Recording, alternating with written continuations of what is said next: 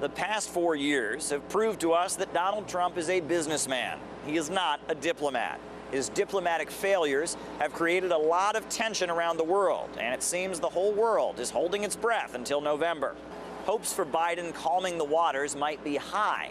However, U-turning on all of Trump's decisions might not be as easy as it looks, and it might be, well, rather odd.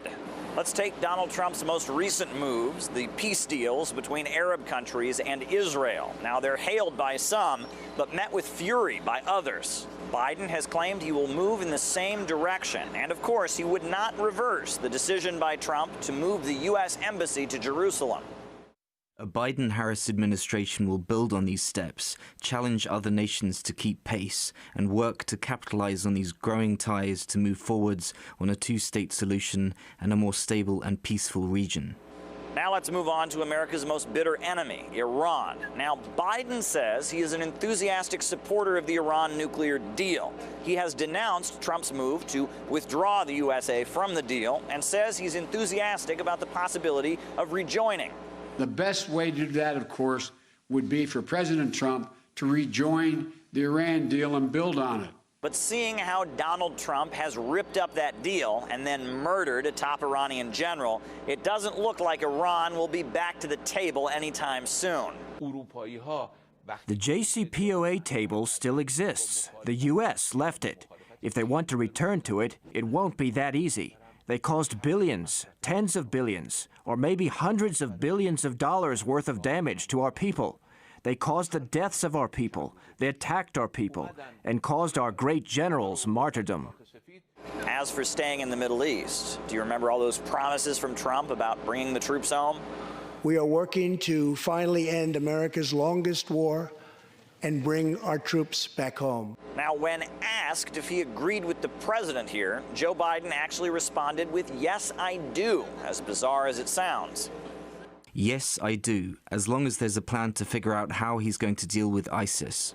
On to North Korea, where there seems to be no silver bullet to resolve the tensions. Donald Trump tried to play the diplomat and met with the North Korean leader 3 times. However, he was unable to break through the stalemate. And it looks like Biden's chances with North Korea are also pretty slim, as relations between the former vice president and Kim Jong-un have also hit rock bottom. He's talked about his good buddy, who's a thug. I would be putting pressure on China to put pressure on Korea. I would not meet with the, quote, supreme leader who said Joe Biden is a rabid dog. Rabid dogs like Biden can hurt lots of people if they are allowed to run about. They must be beaten to death with a stick before it's too late.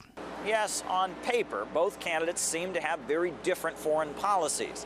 However, U.S. media admits that there will be very little chance of significant change if Biden takes the Oval Office. Donald Trump pitched himself as an outsider, remember? Well, it appears that he really did have no experience when it came to dealing with friends and foes. Trump has left U.S. foreign policy in tatters. He has pulled out of many key international agreements. However, what would change with the reins of power handed over to a potential Biden as commander-in-chief, someone who supported the U.S. invasion of Afghanistan, Iraq, and Yugoslavia? Probably not much.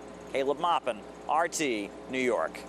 Well, as Benedict from the US Libertarian National Committee told us that while at first glance Biden's approach to foreign policy may look more sophisticated, it's actually not any different from that of Trump. President Biden would be more diplomatic, he'd be more polite. But when you look at his actual policies, I don't think they would be what I'm looking for. I think what you'll have is a change in personalities, but not a change in policies. Biden's foreign policy is almost going to be the same as Trump's, although there may be a risk that he would start a new war. Trump has talked tough. He's talked tough with Iran, China, and even Russia. But it was President Obama and Vice President Biden who started a new war in Libya. They continued bombing and droning in other places. So I don't think that foreign policy will be better with Biden. It might actually get worse.